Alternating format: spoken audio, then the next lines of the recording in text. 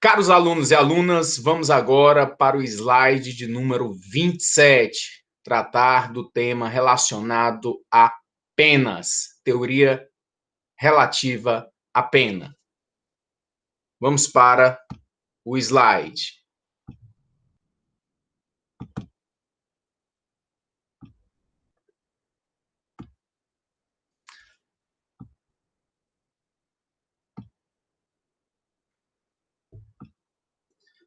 As penas, elas são uma decorrência do crime praticado. A partir do momento que há o cometimento de um crime, surge para o Estado o ius puniendi, o direito que o Estado tem de punir essa pessoa, já que nós não estamos mais em uma vingança privada. A vingança, ela é pública. É o Estado quem tem a possibilidade de punir aquele que comete um crime. É um dever ser. Se o sujeito praticou um crime, ele deverá vir a ser punido. Às vezes ocorre de não ser punido porque os órgãos do Estado não conseguem identificar o sujeito, não conseguem fazer com que o processo tenha um tempo suficiente para que não ocorra a prescrição, e aí extinga a possibilidade do Estado exercer esse direito de punir, porque a prescrição ela acaba sendo uma punição para o próprio Estado, de não poder exercer o ius puniendi. A pena, ela é o efeito principal da sentença penal condenatória. A partir do devido processo legal, onde são respeitados contraditório, princípio da ampla defesa, os prazos processuais, a oitiva de testemunhas de defesa, de acusação, a apresentação de provas, a oitiva do acusado. Então, tudo isso é o devido processo legal. Então, não é simplesmente o sujeito foi preso e agora ele vai para um presídio. Não, não acontece assim. Ele comete o crime, há um devido processo legal, ao inquérito policial, normalmente ao inquérito policial, em regra, depois ao processo criminal e, ao final, à condenação ou absolvição. Mas quando há a condenação, surge ao Estado o ius puniendi, o direito que o Estado tem de impor uma sanção penal.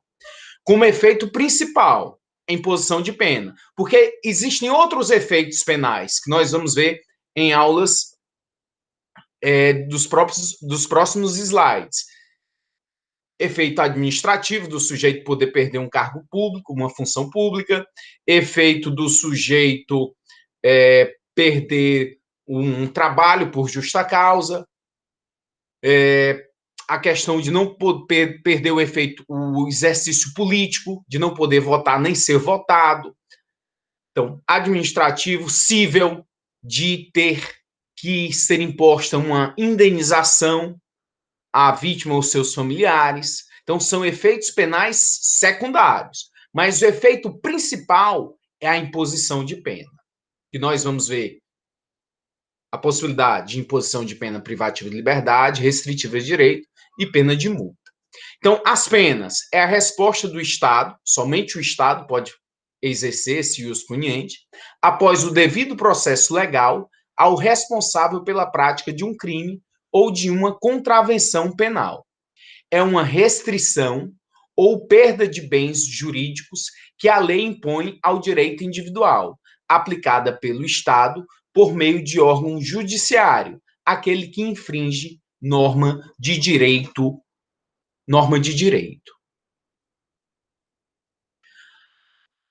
Para a aplicação das penas, é necessário verificarmos a teoria da pena. Essa teoria da pena, ela se baseia em alguns princípios que nós vimos no começo do semestre. O primeiro deles, o princípio da legalidade. Somente é possível ao juiz impor uma pena, o Estado vir a exercer esse ius puniendi, perseguindo o sujeito que cometeu um crime, a partir do momento que há uma lei descrevendo conduta, descrevendo procedimentos processuais penais. Então, é tudo dentro da legalidade. Então, deve haver uma lei prévia para comminar a pena. E haver também as leis processuais penais, para dizer como será regido esse processo que tem o fim de trazer justiça e, ao final, absolvendo ou condenando. Princípio da proporcionalidade entre o crime e a sanção imposta, que vai ter, por outros princípios derivados, princípio da necessidade, da adequação e da proporcionalidade. Então, a necessidade aplicada já pelo legislador. No momento em que o legislador estabelece para cada crime um quanto mínimo e um quanto máximo. Quando o juiz aplica a pena, a sanção penal em concreto, ele estabelece ali a pena que o sujeito vai cumprir. Entre esse mínimo e o máximo, o juiz, a partir de uma dosimetria, que é estabelecida pelo Código Penal, que nós vamos estudar ainda, ele faz com rigor para haver a aplicação dessa pena dentro da necessidade que o legislador já estabeleceu em detrimento do crime. Os crimes contra o patrimônio, crimes contra a vida, liberdade sexual, própria liberdade. Então, o legislador já estabeleceu parâmetros mínimos e máximos para a cominação. E o juiz tem que estar adstrito a essa aplicação, entre o mínimo e o máximo, fazendo a dosimetria correta. Adequação aplicada pelo juiz. O juiz vai verificar, quando da condenação, as penas que devam ser aplicadas, entre aquelas possíveis, se é uma privação de liberdade, se é uma restritiva de direitos, se é uma pena de multa, qual a pena é mais adequada àquela situação. Para o quê? Para ser justa e necessária, para haver esse outro princípio da proporcionalidade. No sentido estrito, adotar a medida menos prejudicial ao réu. Por quê? Porque a pena tem essa função retributiva pelo mal injusto. Ou seja, o juiz tem que verificar se a pena ela atende ao crime que foi cometido, atende às condições pessoais do sujeito, na medida justa e necessária pelo cometimento do que ele fez. Outro princípio é a inderrogabilidade. Praticada a conduta, a imposição deve ser certa e a pena cumprida. O juiz, a ele não cabe aplicar perdão judicial, quando a lei não descreve.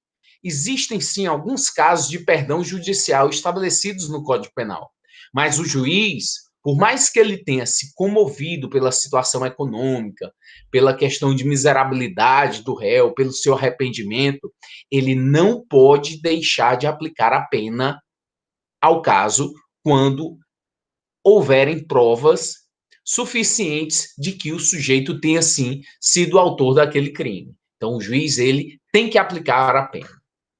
Personalidade, também é um princípio que nós vimos lá no começo do semestre, só pode atingir o autor do crime. A pena é personalíssima, não pode ela passar para os meus ascendentes, nem para os meus descendentes. A pena deve ser adequada ao grau de culpabilidade do indivíduo. Pode atingir apenas o autor do crime. Artigo 5º, inciso 45 da Constituição Federal. Aí você tem o Sérgio Cabral, que foi condenado em 2017 a uma pena de 14 anos e 2 meses, então a pena em concreto, uma privação de liberdade, iniciando em regime fechado, por corrupção passiva e 12 crimes de lavagem de dinheiro. Então, foi estabelecido concurso formal, que nós vimos na aula passada, a sua conceituação, e o processo foi referente a recebimento de propinas nas obras do Comperj, Complexo Petroquímico do Rio de Janeiro. Espécies de sanção penal. Sanção penal é o gênero do que são espécies, as penas e as medidas de segurança. As penas aplicáveis aos imputáveis, aqueles que têm discernimento, consciência, que sabem exatamente o que estão fazendo. Penas. Aos inimputáveis, aqueles que agem sem discernimento, sem o conhecimento, sem o discernimento da situação que estão praticando, esses são considerados como inimputáveis. E aí eles recebem medida de segurança, que nós vamos ver também nas aulas seguintes, só em relação à medida de segurança, que pode vir a levar o sujeito até uma internação. Qual é o propósito da medida de segurança? É um propósito de proteção. Já que o sujeito ele é um doente mental, ele tem que ser protegido. Ele apresenta periculosidade, é uma pessoa perigosa para si e para os outros. Então é necessário o quê? Medicamento, é necessário um acompanhamento médico para fazer com que ele possa recobrar a sua lucidez. Então, possui somente um termo de início, inicia, e o termo final, ele é determinado a partir do momento que há um laudo médico, comissão médica, e aí o juiz pode dar a liberdade para ele. Quem dá a liberdade é o juiz, mas ele tem que atender um laudo médico, onde esse laudo possa inferir que esse indivíduo já tem possibilidade de vir a conviver em sociedade. Esse limite de internação em manicômio judiciário, ele não é ilimitado. Há jurisprudências entendendo que o tempo máximo é o tempo máximo do próprio crime que ele tenha praticado. Ele foi absolvido, mas é uma absolvição imprópria, porque não dá para mandar ele para as ruas em liberdade, porque ele representa perigo para si e para os outros. Então, o juiz determina um internamento. Esse internamento vai até o limite da pena que lhe foi, o limite da pena do crime que ele praticou. A partir disso, esgotou, ele continua louco dentro do presídio, está jogando merda em todo mundo lá dentro. O que se faz? Ele não pode mais ficar naquele ambiente de indivíduos que praticaram crimes, mas foram absolvidos por conta da insanidade mental. Ele vai agora ser encaminhado para um instituto mantido pelo Estado, mas que tenham condições para ele de recuperação de sanidade mental, mas que não tenha pessoas que praticaram crimes, que não estão lá por isso. A função, então, é prevenir, recuperar. Aqui a recuperação do indivíduo é quanto ao restabelecimento da condição de saúde, na medida de segurança. Na questão das penas, que é o tema essencial da nossa aula de hoje, possui termo de início e termo de encerramento, ou seja, tempo determinado. É a pena que o juiz estabeleceu em concreto. A função punir, prevenir e recuperar. Aqui a recuperação é a conscientização da falha e a restabilização da sociedade. O que o juiz não pode fazer? Aplicar pena e medida de segurança. Ah, você vai ser imputado aí 3 anos de medida de segurança e depois vai cumprir o restante da pena. É defeso, não pode. Ou o juiz aplica pena ou aplica medida de segurança. As teorias para que nós possamos entender a aplicação das penas. Teoria absoluta ou retributiva. Esta teoria traz que a finalidade da pena é de punir o autor, retribuição do mal injusto causado. A pena é um castigo que compensa o mal e dá reparação à moral. A segunda teoria, teoria relativa ou utilitária, ou da prevenção. A pena tem um fim prático, qual seja, prevenir e impedir que o réu volte a delinquir. Esta prevenção é representada pela intimidação dirigida ao ambiente social. Segundo Feuerbach, a pena tem como finalidade gerar uma perfeita harmonia na sociedade. Então, a pena tem essa função retributiva, retribuir o mal injusto que foi praticado. Então, já que o sujeito praticou um crime, ele praticou um mal injusto. Então, por esse mal injusto, a sociedade deve ser reparada. Além disso, deve haver uma dissuasão, fazer com que as outras pessoas não venham a cometer crimes, já que vão saber que esse indivíduo está sendo punido. Outra situação, a incapacitação. Fazer com que esse sujeito que é perigoso, possa vir a ser perigoso, que ele se incapacite, que ele não tenha mais capacidade de estar em liberdade praticando novos crimes. denunciar esse indivíduo a situações em que a sociedade possa externar que esse indivíduo praticou um crime e saber que essa conduta não deve ser repetida. O Lionel Messi, em 2016, ele foi condenado a uma pena de 1 ano e 9 meses de prisão lá na Espanha. 3 crimes de fraude fiscal. Desvio de 4,1 milhões de euros por meio de uma estrutura baseada em empresas localizadas em paraísos fiscais. Permitiu que omitisse receitas da exploração de direitos de imagem. 10,1 milhões de euros entre 2007 e 2009, evitando pagamento de impostos. Imagine o grau de repercussão, o que foi negativo na carreira desse jogador, uma imagem belíssima, uma imagem mundial, de uma carreira vitoriosa, uma pena como esta na vida dele. Então, traz ao sujeito e a todas as outras pessoas aquele sentimento, aquela expectativa que não vai haver novamente esse crime. Olha como o sujeito foi punido. Olha, até o Messi, como ele também foi punido. Então, as outras pessoas, outros jogadores, adolescentes, pessoas que estão ingressando na mesma atividade, que tenham mais cuidado e não venham a perpetrar o mesmo fato, porque já sabem que serão punidos. O mal injusto praticado deverá ser sempre alvo de uma reparação, para haver a reabilitação também do sujeito. Espécies de penas admitidas na Constituição Federal. Visando estabelecer parâmetros ao legislador, a Constituição Federal, Carta Magna, elenca um rol de penas que podem ser adotadas pela lei penal.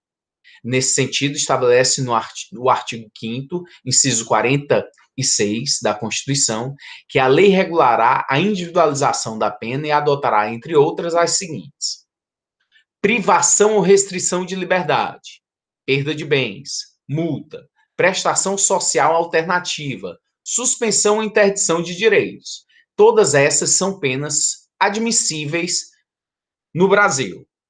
O artigo 32 do Código Penal estabeleceu 3 formas de penas. São elas: a privativa de liberdade, a restritiva de direitos e multa.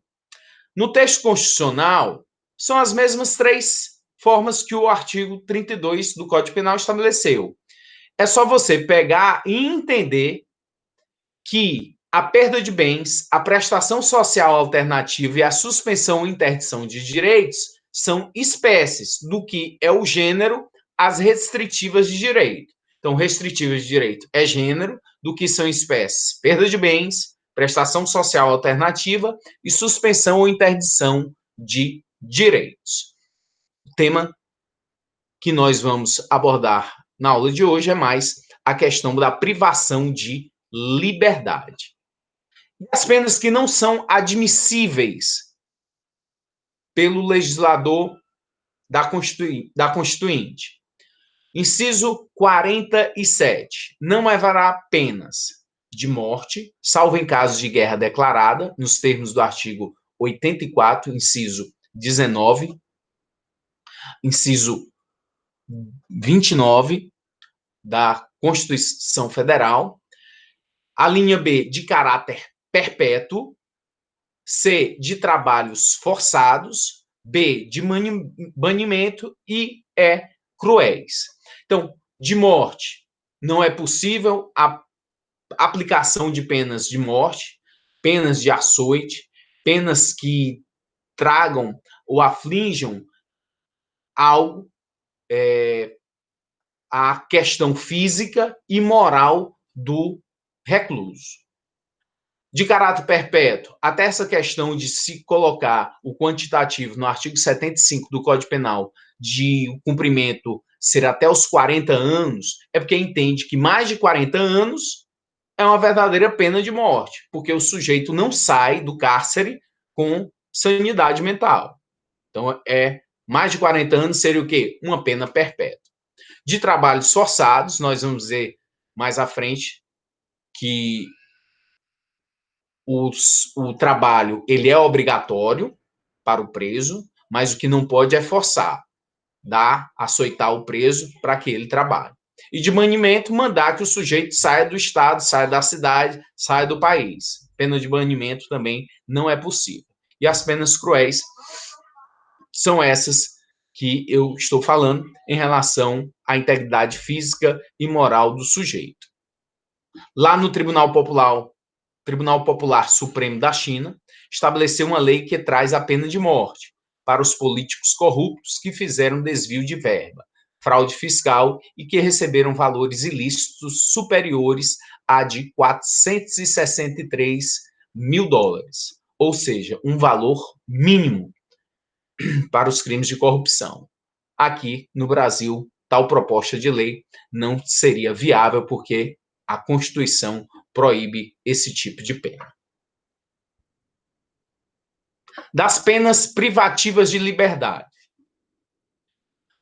No artigo 33 do Código Penal, nós temos reclusão e detenção. Os crimes mais graves, eles são punidos com reclusão. Os crimes menos graves, detenção. Então, só fechar os olhos, eu sei que reclusão é roubo, é estupro, é homicídio, é extorsão, todos crimes graves. Crimes menos graves, estabelecidos como crime no Código Penal, violação de domicílio, injúria, ameaça, todos esses crimes têm uma pena de detenção, porque são crimes médios, são menos graves. O artigo 33 diz: a pena de reclusão deve ser cumprida em regime fechado, semiaberto ou aberto. Nós temos 3 formas de cumprir a pena.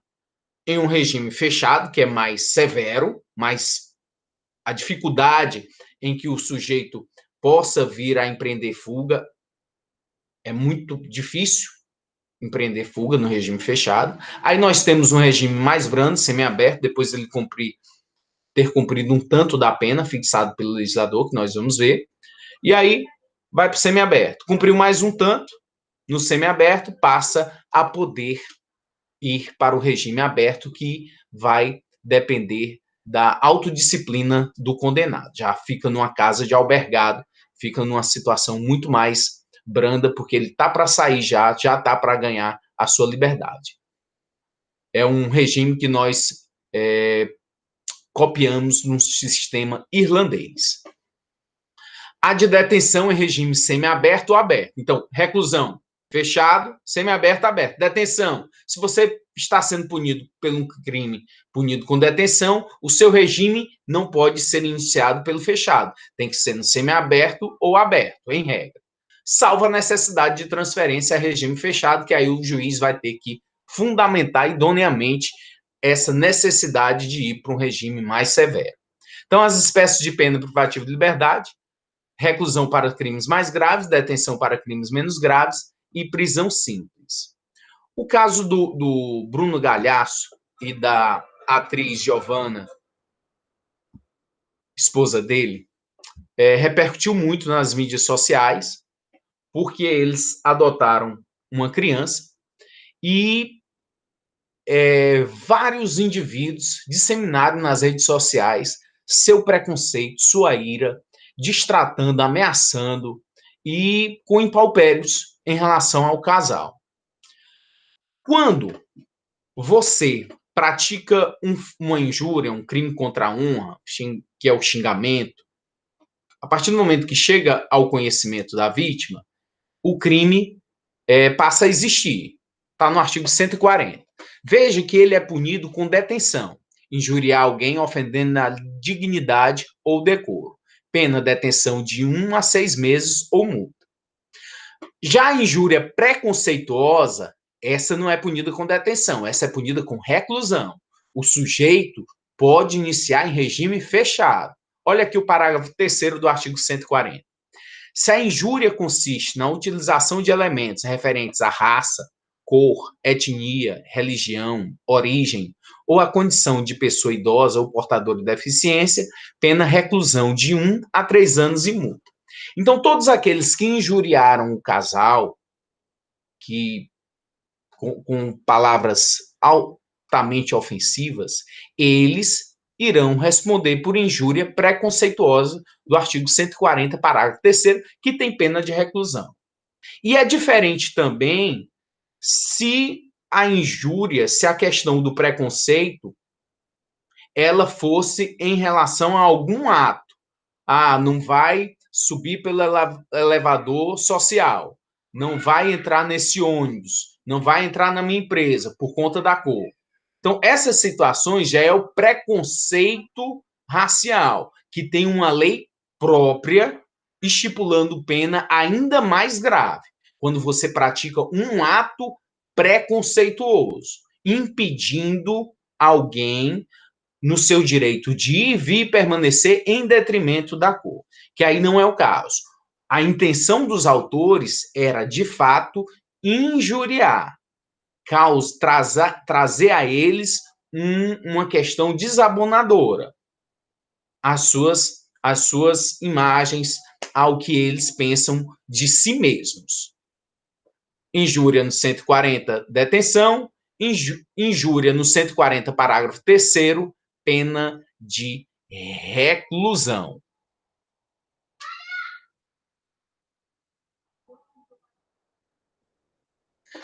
Reclusão e detenção. Novamente o artigo 33. Agora, para nós vermos o parágrafo 1º. Veja aí a linha A. Regime fechado, a execução da pena em estabelecimento de segurança máxima ou média. B. Regime semiaberto, a execução da pena em colônia agrícola, industrial ou estabelecimento similar. C. Regime aberto, a execução da pena em casa de albergado ou estabelecimento adequado. Parágrafo 2º. As penas privativas de liberdade deverão ser executadas em forma progressiva, segundo o mérito do condenado, observados os seguintes critérios e ressalvadas as hipóteses de transferência a regime mais rigoroso. A. O condenado a pena superior a 8 anos deverá começar a cumpri-la em regime fechado. B. O condenado não reincidente. O que é o reincidente? É aquele que pratica um novo crime depois de ter uma sentença penal com trânsito em julgado. Teve uma condenação, transitou em julgado e agora ele comete um novo crime, é considerado reincidente.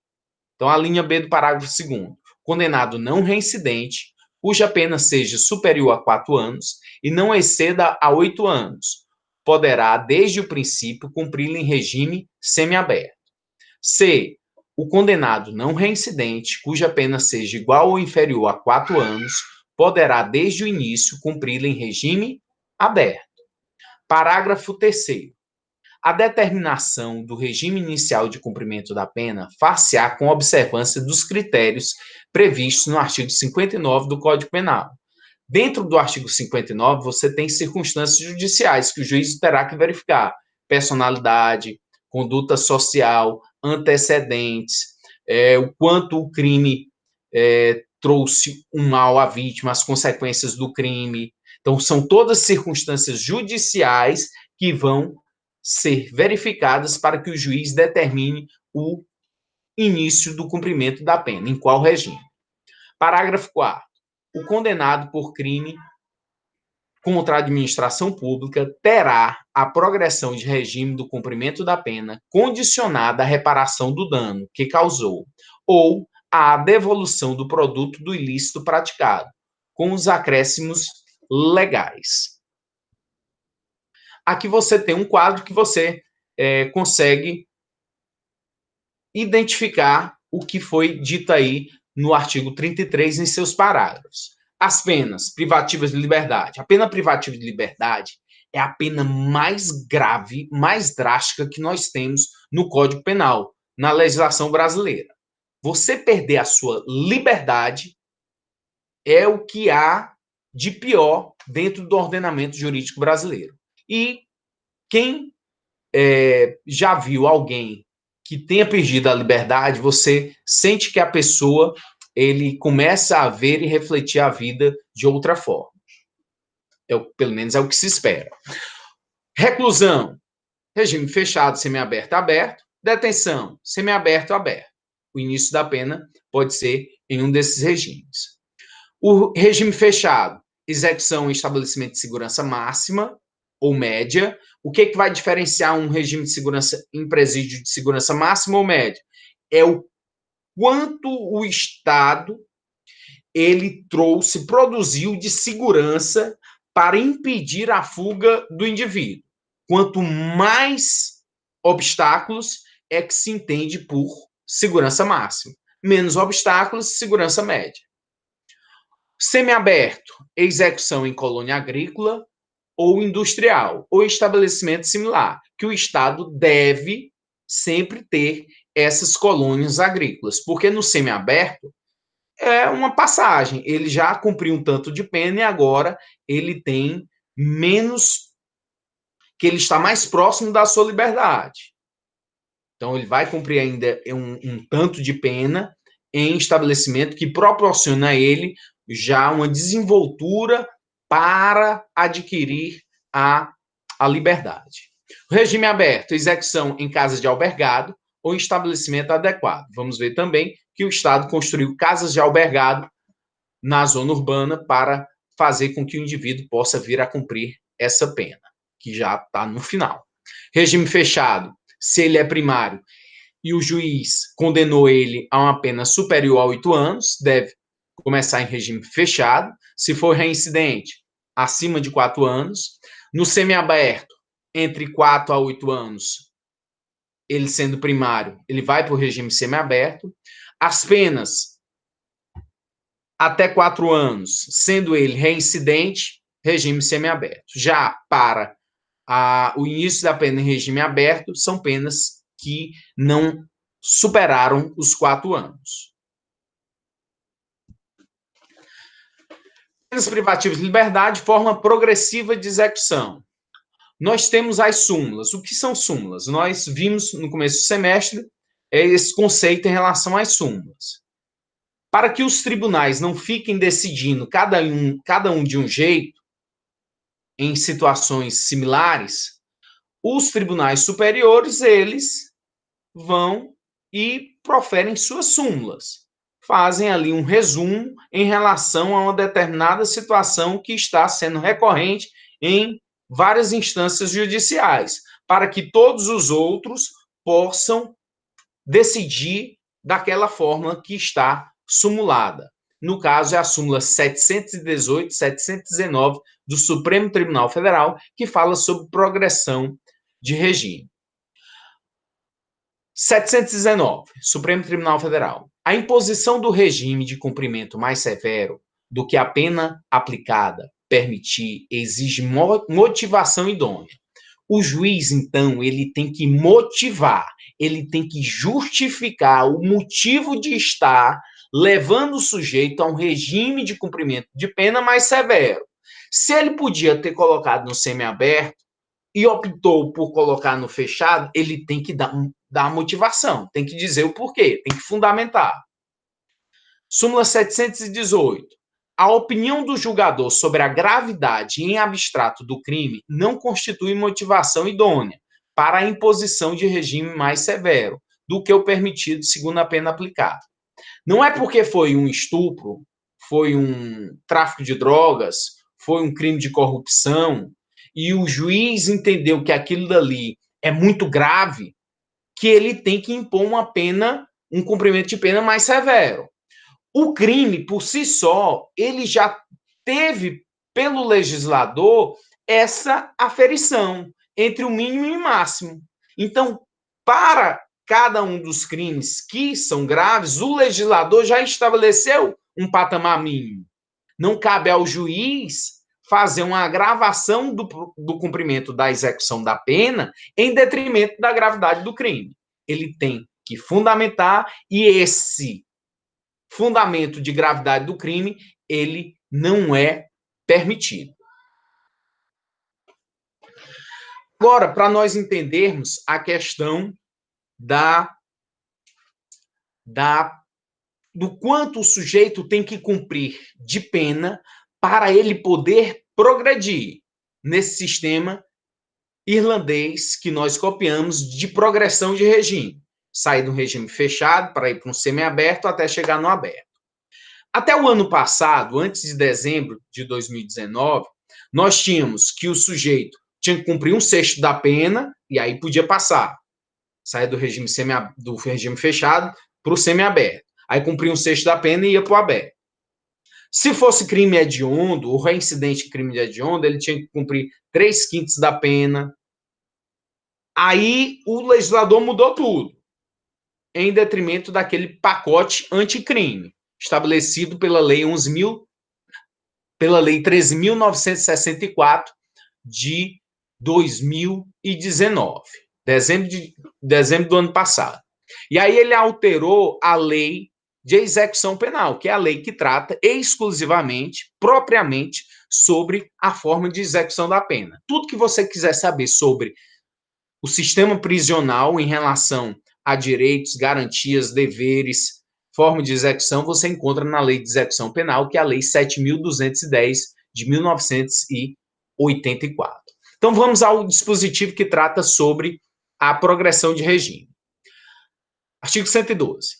A pena privativa de liberdade será executada em forma progressiva, com a transferência para regime menos rigoroso, a ser determinada pelo juiz, quando o preso tiver cumprido, ao menos, inciso 1, 16% da pena, se o apenado for primário e o crime tiver sido cometido sem violência à pessoa ou grave ameaça. O que significa primariedade? É que ele não é reincidente, é que ele não foi condenado depois, que ele não praticou um crime depois de já ter sido condenado com sentença transitada em julgado. Então, se ele não cometeu um crime após um trânsito em julgado de sentença penal condenatória, ele é considerado tecnicamente primário.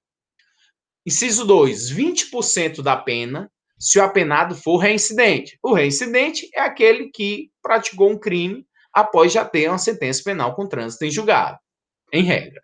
Em crime cometido sem violência à pessoa ou grave ameaça. Inciso 3, 25% da pena se o apenado for primário e o crime tiver sido cometido com violência à pessoa ou grave ameaça. Inciso 4, 30% da pena se o apenado for reincidente em crime cometido com violência à pessoa ou grave ameaça. Inciso 5, 40% da pena se o apenado for condenado pela prática de crime hediondo ou equiparado, se for primário. Inciso 6, 50% da pena se o apenado for, a linha A, condenado pela prática de crime hediondo ou equiparado com resultado morte, se for primário, vedado o livramento condicional. A linha B, condenado por exercer o comando individual ou coletivo de organização criminosa estruturada para a prática de crime hediondo ou equiparado. Ou, a linha C, condenado pela prática do crime de constituição de milícia privada. Inciso 7, 60% da pena se o apenado for reincidente na prática de crime hediondo ou equiparado. Inciso 8, 70% da pena se o apenado for reincidente em crime hediondo ou equiparado com resultado morte, vedado livramento condicional. Parágrafo 1º. Em todos os casos, o apenado só terá direito à progressão de regime se ostentar boa conduta carcerária. Então, é um item o quê? Subjetivo. No artigo 112, em todos os incisos de 1 a 8, nós temos requisitos objetivos. 70%, 30%. Mais requisitos objetivos. Aí ele traz no parágrafo 1º um requisito subjetivo. o apenado só terá direito à progressão de regime se ostentar boa conduta carcerária. Não está dizendo ótimo e excelente, não. Está dizendo boa conduta carcerária, comprovada pelo diretor do estabelecimento, respeitadas as normas que vedam a progressão. Então, o que se entende por bom comportamento hoje em dia?